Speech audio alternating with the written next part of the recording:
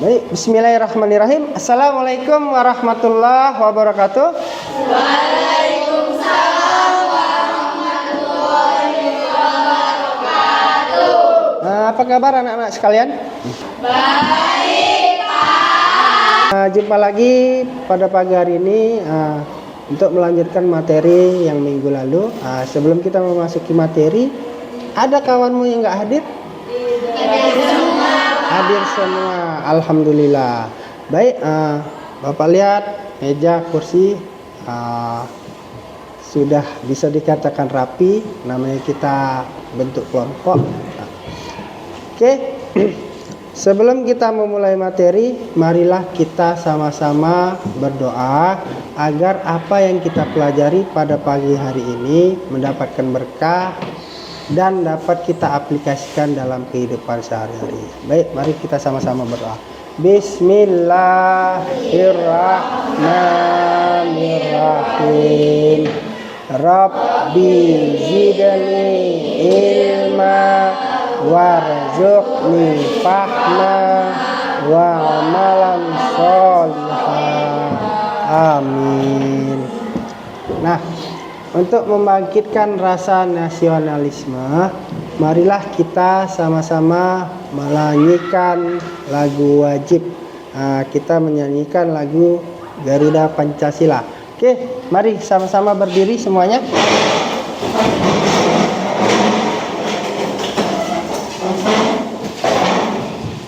Tolong menyanyi dengan penuh penghayatan agar bangkit jiwa nasionalis kita ya.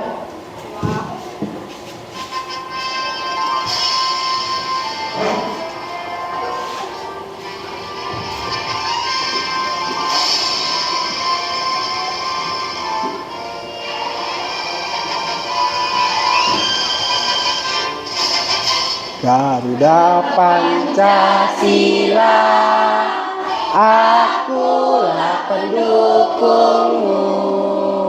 Patriot proklamasi, sedia berkorban untukmu. Pancasila dasar negara, rakyat adil makmur sentosa. Pribadi bangsaku, ayo maju, maju, ayo maju, maju, ayo maju, maju. Oke, terima kasih. Silahkan duduk. Ya, Bapak harapkan dengan kita menyanyikan lagu nasional akan bangkit jiwa nasionalisme kita, cinta tanah air dan cinta negara kita ini. Dan minggu ini kita masuki materi baru, yaitu rukhsah dalam beribadah. Ya, ada yang udah pernah dengar apa itu rukhsah? Mungkin masih asing bagi kalian apa itu rukhsah ya. Nah, sebelum masuk ke pemateri, Bapak mau tanya dulu, apa yang kalian lakukan? Misal, ya, hendak berwudu tapi tidak ada air. Apa yang dilakukan? Bertayamum. Oke, baik, terima kasih. Tayamum itu adalah salah satu bentuk rukhsah yang akan kita bahas materi pada hari ini. Bentuk rukhsah yang diberikan kepada kita pada bab bersuci. Baik, materi kita pada pagi hari ini adalah rukhsah dalam beribadah. Apa itu rukhsah, Pak? Mungkin kalian bertanya-tanya. Nah, rukhsah itu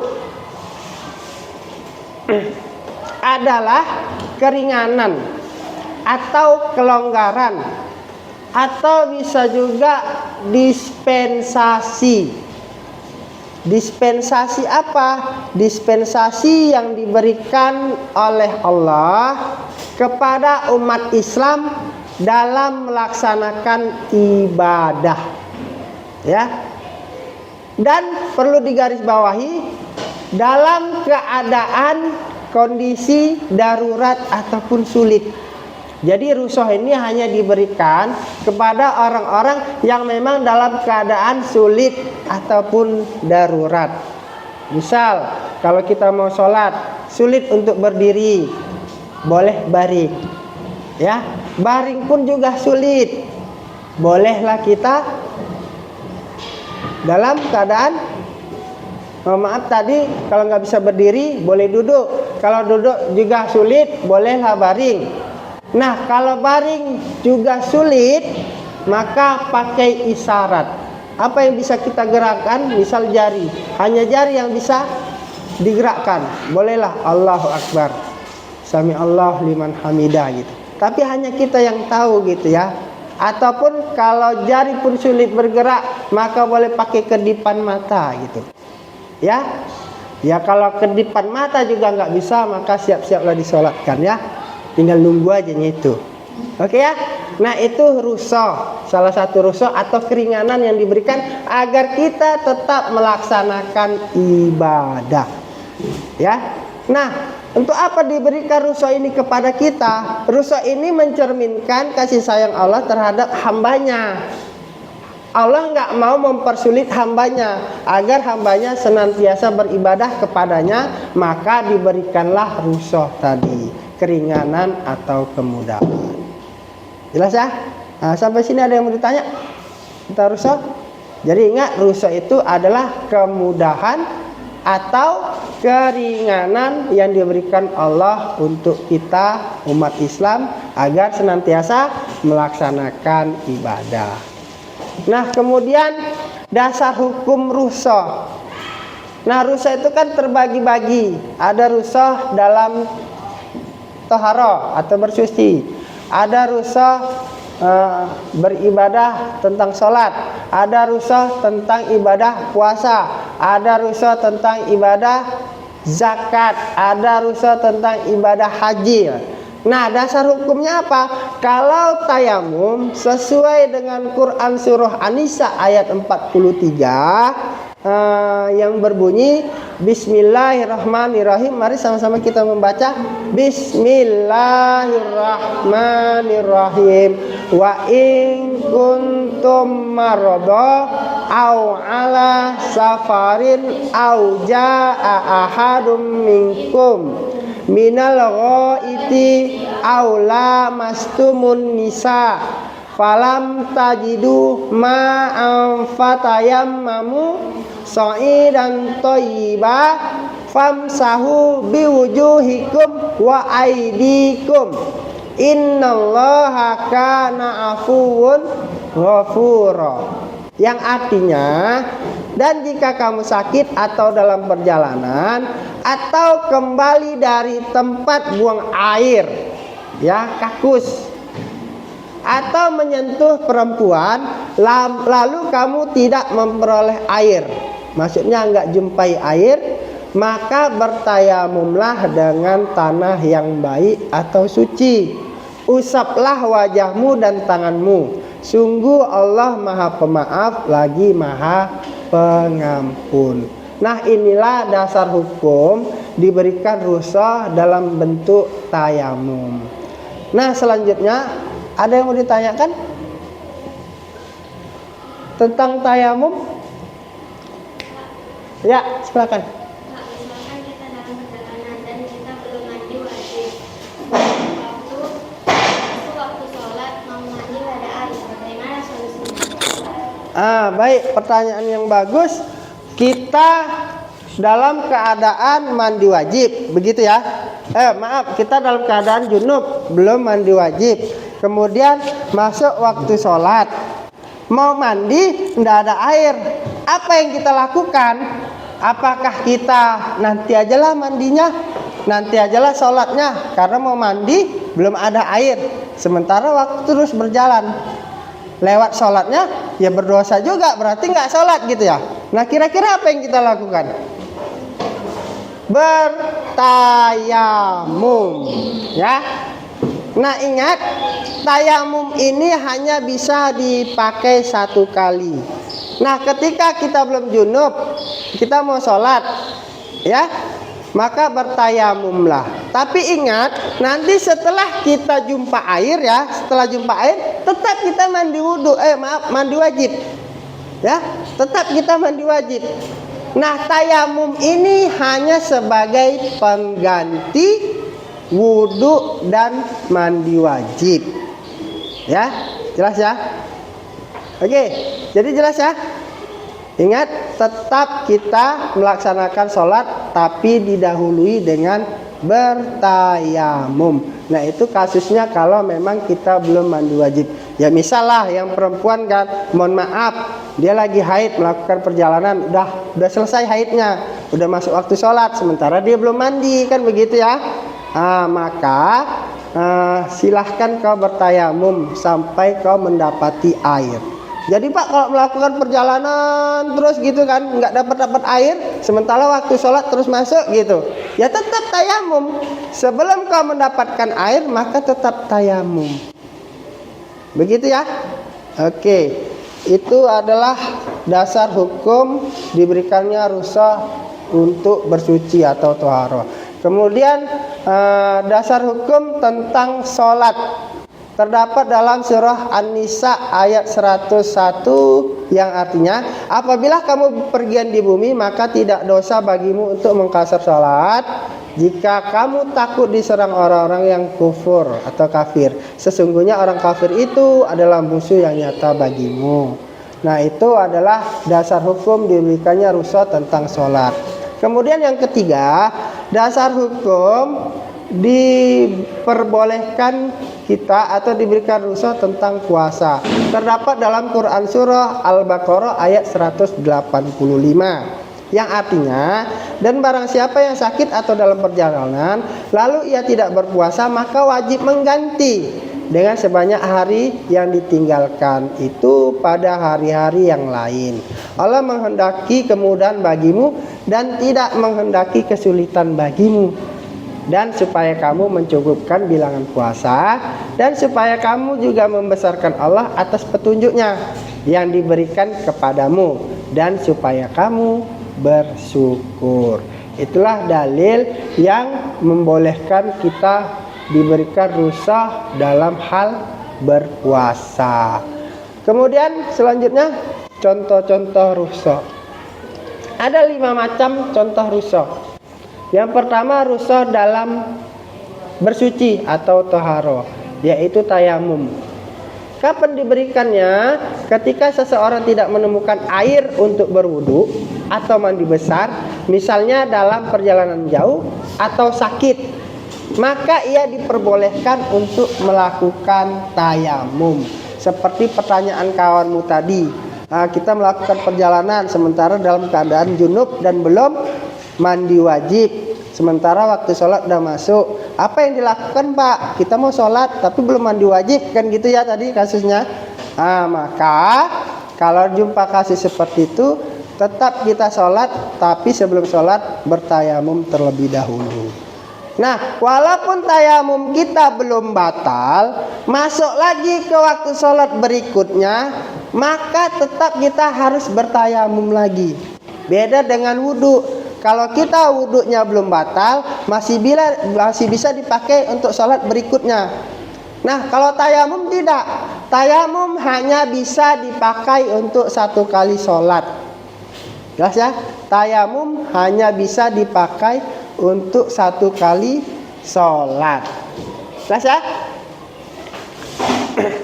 Kemudian kalau untuk orang sakit, tadi perjalanan jauh. Kalau untuk orang sakit, ya, apa yang diberikannya? Misal ada anggota bagian wudhu yang sakit dan dikhawatirkan apabila kita berwudhu terkena air, penyakitnya akan bertambah parah. Maka boleh kita bertayamum. Atau kalaupun tetap kita mau mengambil wudhu, maka hanya syarat aja dia membasuh. Misal kalau mata diperban tuh, atau tangan diperban, ya. Nah, kita boleh hanya mengambil wudhu dengan membasuh perbannya aja, syarat. Itulah salah satu keringanan juga yang diberikan. Jadi nggak mesti kau buka perbanmu baru kau siram air untuk berwudhu. Jangan, karena kita khawatir nanti ketika itu kita lakukan, nanti penyakitnya akan bertambah parah. Nah, kalau tingkat kekhawatirannya lebih tinggi, maka disarankan untuk bertayamum. Jangan gara-gara kau sakit, lantas kau nggak sholat. Sholat itu wajib. Beda dengan ibadah lain. Ibadah lain, walaupun dia wajib, tapi masih bisa diganti di hari lain. Kalau sholat nggak bisa. Mana bisa? Besok aja lah aku sholatnya rangkap. Nggak bisa. Jadi dalam kondisi apapun, selama nyawamu masih ada dan kau masih sadar tidak gila, maka wajiblah bagimu untuk melaksanakan sholat. Jelas ya? Nah, tadi sudah kita jelaskan, nggak bisa berdiri, duduk, nggak bisa duduk, baring, nggak bisa baring, pakai isyarat. Oke ya? Nah, itu contoh ruso dalam hal bertayamum. Kemudian contoh rusa dalam hal sholat. Nah, yang pertama menjamak dan mengqashar sholat. Apa itu menjamak? Menjamak itu seseorang yang sedang dalam perjalanan jauh, misal dalam perjalanan dinas atau bepergian, misal bertamasya atau silaturahmi berkunjung ke rumah saudara, diperbolehkan untuk menjamak sholat. Apa dia menjamak? Yaitu menggabungkan dua waktu sholat. Sholat wajib ya. Misal sholat zuhur dan asar atau maghrib dan isya dalam satu waktu. Ingat, yang bisa dijamak itu zuhur dengan asar, kemudian maghrib dengan isya. Subuh nggak bisa. Jangan korang nanti aja lah sholat subuh waktu sholat zuhur. Jangan. Ya, sholat subuh tetap sholat subuh sendiri, nggak bisa dia dijamak. Yang boleh dijamak zuhur dan asar, kemudian maghrib dan isya. Nah, kemudian mengqashar. Apa itu mengqashar? Mengqashar itu jika dalam perjalanan dia juga diperbolehkan untuk mengqashar atau memendekkan atau meringkas. Jadi mengqashar itu maksudnya meringkas, memendekkan atau mempersingkat. Apa yang dipersingkat, Pak? Yang dipersingkat itu bacaan terutama. Kemudian yang paling penting rokaat. Jumlah rokaatnya dipendekkan. Yang 4 rokaat jadi 2 rokaat. Oke ya. Yang 4 ingat, yang 4 jadi 2. Yang hanya boleh di qashar adalah sholat fardu yang 4 rokaat menjadi 2. Jadi Pak, kalau menjamak tadi kan sholat maghrib dengan sholat isya. Apakah sholat maghrib kita buat 2 kemudian isya 2? Tidak. Karena yang bisa diqashar, yang disingkat hanya yang jumlah rakaatnya 4. Jadi bagaimana pelaksanaannya Pak? Pelaksanaan sholat maghrib dan isya. Sholat maghrib 3 rakaat, kemudian isya 2 rakaat. Kalau mau mengqashar. Kalau hanya menjamak, sholat maghrib 3 rakaat, selesai sholat maghrib, lanjut sholat isya 4 rakaat. Itu kalau hanya mau menjamak. Ya, ada jamak, ada qashar, ada jamak qashar. Ya, jadi banyak lagi. Nah, itulah rukhsah yang diberikan tentang ibadah sholat. Kemudian rukhsah dalam berpuasa. Rukhsah dalam berpuasa. Ya, sebentar lagi insya Allah kalau panjang umur, bulan 3 awal kita sudah masuk ke bulan suci Ramadan ya. Jadi persiapkan diri. Mudah-mudahan kita minta sama Allah agar dipanjangkan umur kita biar kita jumpa Ramadan yang akan datang. Nah, rukhsah yang diberikan apa Pak? Bagi orang sakit tetap, orang yang melakukan safar atau dalam perjalanan. Ya. Nah, orang yang sakit jika mengalami sakit yang berat atau bisa membahayakan dirinya jika berpuasa, sakit keras, ya, maka ia diperbolehkan untuk tidak berpuasa dan menggantinya dengan fidyah. Ya, itu orang yang sakit keras. Misal orang yang sakit keras, kan kita kalau meninggalkan puasa wajib mengganti di hari lain. Tapi bagaimana Pak dengan orang yang sakit keras gitu ya? Tadi kawanmu ada yang bertanya, Pak kalau sakit keras dia nggak bisa mengganti puasa bagaimana? Wajib membayar fidyah. Sama halnya dengan ibu hamil pun begitu, ataupun ibu menyusui. Ya, misal hari ini dia menyusui, ini puasanya, misal ini dalam keadaan Ramadan puasa, dia nggak bisa menyusui, itu kan waktunya 2 tahun. Ya takutnya kalau dia puasa, maaf asinya nggak ada, maka boleh dia membayar fidyah. Nah fidyah bagaimana Pak membayar fidyah? Fidyahnya itu apabila kita 30 hari meninggalkan puasa Ramadan, maka wajib diganti di hari lain dengan cara memberi makan 1 orang miskin. Siapa yang kita kasih makan Pak? Orang miskinnya. Ya tinggal kau pilih aja lah, nggak usah jauh-jauh. Kalau ada tetanggamu yang miskin, nah kasih aja, ya kasih nasi bungkus atau apa yang kau makan. Bolehkah diuangkan Pak? Boleh. Ya kalaupun mau diuangkan, misal harga nasi bungkus itu 10 atau 15 ribu kali 3, 10 ribu kali 3 udah 30 ribu, maka 30 ribu itulah yang kau kasih untuk orang miskin tersebut selama berapa hari kau tinggal puasa Ramadan tadi. Oke, jelas ya? Nah, sampai sini ada yang mau tanya seputar puasa Ramadan? Oke, pas? Oke, nah selanjutnya, itulah contoh-contoh rukhsah yang diberikan kepada kita dalam hal berpuasa. Selanjutnya, silahkan kita bentuk kelompok. Ini udah terbentuk kelompoknya. Silahkan kalian kerjakan tugas kelompok. Bagaimana urutan tata cara bertayamum? Kalian buat dalam bentuk poster. Kemudian nanti setelah ini Bapak akan praktekkan tata cara bertayamum. Nah, nanti kita cocokkan dengan pekerjaan yang kalian hasilkan. Nah, Bapak kasih waktu 5 menit untuk mengerjakan proyek tersebut. Silahkan. Jam 12 tepat, berarti jam 12:05 harus sudah selesai. Dan nanti kalian presentasikan perwakilan kelompok. Silahkan.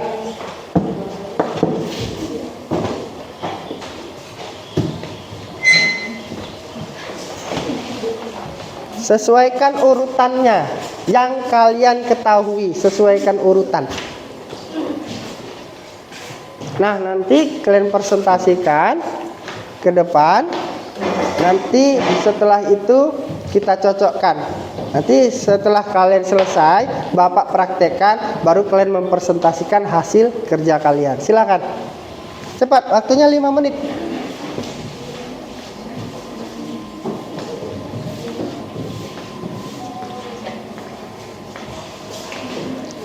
Ada lemnya? Ya tempelkanlah.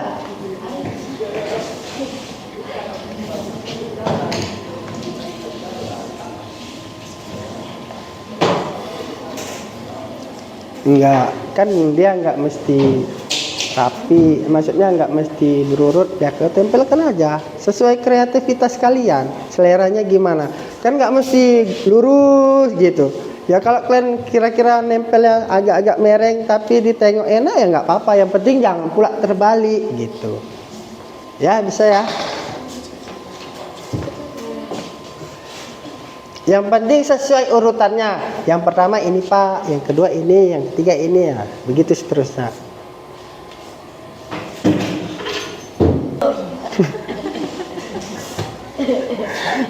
Kan Arabnya kan ada nawaitu tayamuma listibaha.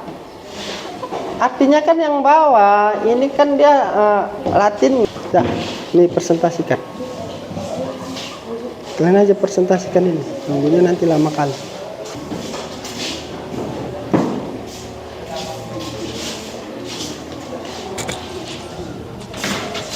Baiklah, kami dari kelompok 1 ingin mempresentasikan hasil karya kami. Nah, sebelum mereka mempresentasikan, Bapak akan mempraktekkan tata cara tayamum sesuai dengan urutannya. Jadi nanti tolong nanti dicek apakah punya kawan kalian itu nanti sesuai atau tidak gitu. Nah, yang pertama kalau kita bertayamum Ya, niat dengan membaca Bismillahirrahmanirrahim. Kemudian yang selanjutnya meletakkan kedua tapak tangan ke debu yang suci. Ya, ke debu yang suci atau ke dinding, terserah, yang penting debu yang suci. Kemudian ditepukkan, baru ditiup. Nah, setelah itu membasuh atau mengusap wajah. Ya, mengusap wajah. Kemudian diletakkan lagi ke debu yang suci, ditepukkan, kemudian dihembuskan, ditiup, baru kemudian membasuh atau mengusap dua tapak tangan sampai pergelangan tangan. Ya, jelas ya? Nah, coba kalian sekarang praktekkan sesuai dengan apa yang sudah kalian buat. Silahkan. Satu orang. Nah, yang satu memegang sini biar nampak. Nah, di sini. Yang satu mempraktekkan. Silahkan. Bismillahirrahmanirrahim. Pertama-tama kita membaca niat tayamum. Aduh, bisa.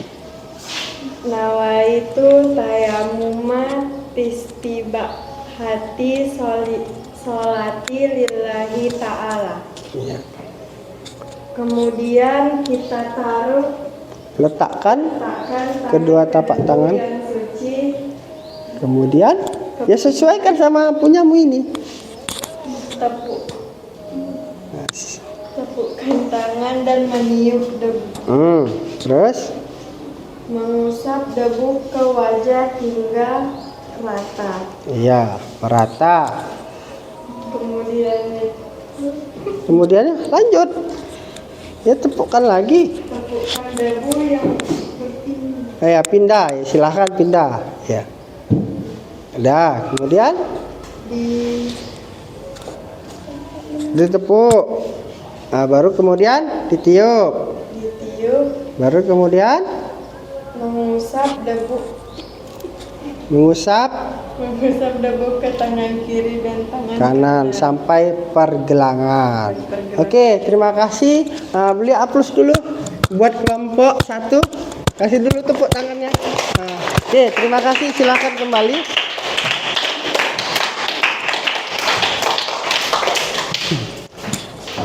Terima kasih atas kelompok 1 ya. Nah, demikianlah pembelajaran kita untuk hari ini karena waktunya sudah mau habis. Nah, Bapak akan menyimpulkan tentang materi pada pagi hari ini, yaitu tentang rukhsah. Nah, apa dia rukhsah? Ayo kita baca sama-sama.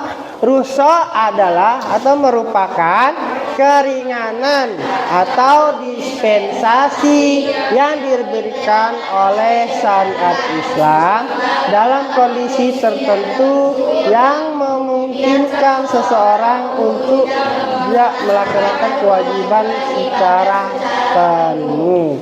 Itulah rukhsah. Kemudian yang bawah, rukhsah ini diberikan meringankan beban umat Islam kesulitan atau kondisi tertentu seperti sakit, perjalanan jauh, atau situasi darurat lainnya.